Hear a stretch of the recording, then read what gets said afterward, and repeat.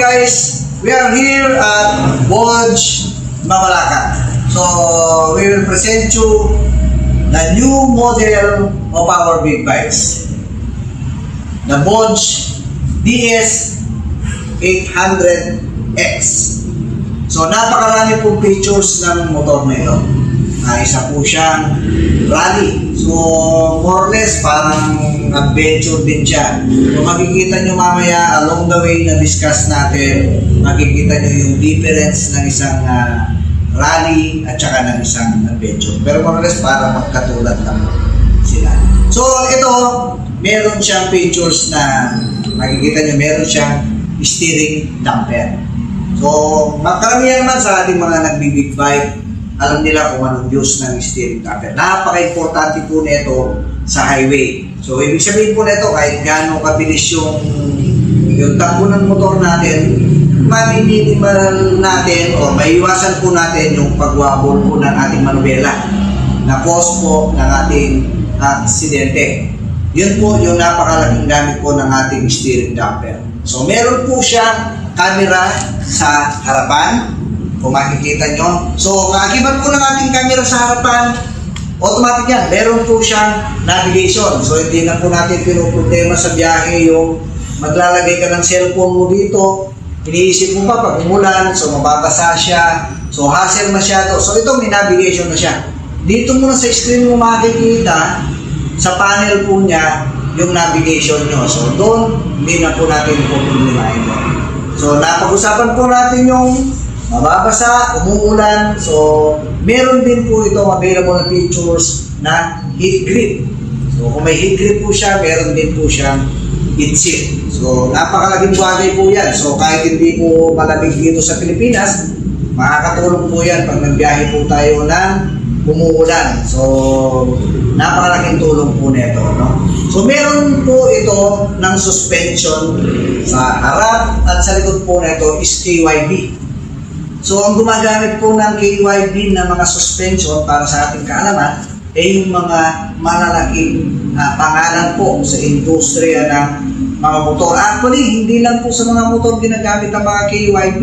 Kahit sa mga four wheels, sa mga sasakyan, sa mga naglilip ng mga pick-up, usually mga KYB po ang ginagamit nila yan. Subok na subok po nila sa mga suspension nila ang ating mga KYB.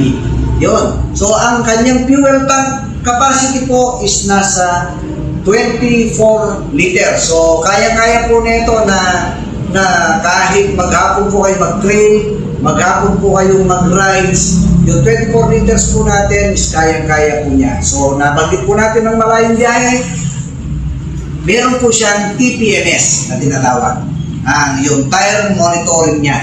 So ang ibig po sabihin nun, pagka medyo malambot po yung ating gulong, harap o likod, makikita po natin ito sa ating monitor. Napakalaking tulong po niyan sa ating biyahe.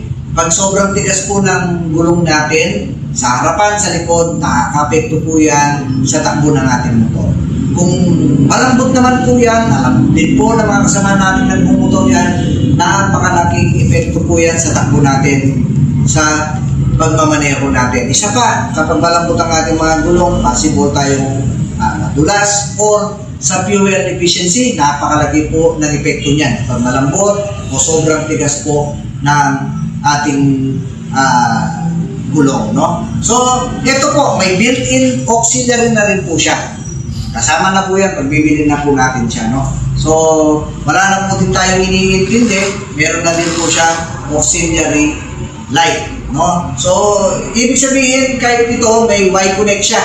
Aware naman tayo kung ano yung mga Y-Connect, nauso yan sa mga naunang mga brand na malalaki. So, ito, sumabay na rin po siya. Kapag may tawag kayo sa telepono nyo na naka-bluetooth siya, so mag-a-appear yan sa screen po natin na may tumatawag sa inyo. Di ba, usually sa atin kasi pag nagbiyahe na tayo, nakabag na tayo.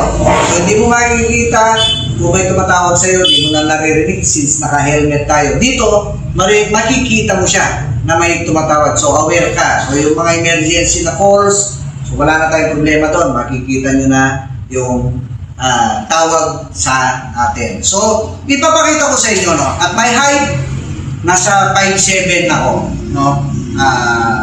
barefoot yun, 5'7 ako. So, sasakyan ko siya para matansya po ninyo kung komportable ang isang 5'7 at 62 kilograms in weight. No, makikita niyo siya.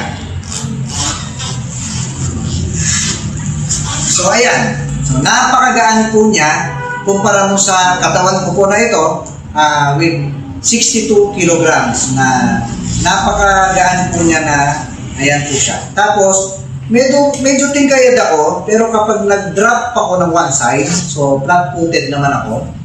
So, sa mga 5'7", kung magbubuts pa sila na pang motocross o kung pang rides, so makikita nyo mas convenient siya. Flat-footed ako dyan. So, ganito po siya. Tapos, magaan po siya, ibig sabihin. So, in 5'7 ako, ganito siya kakomportable ang isang rally na big bike na 800cc. Yan. So,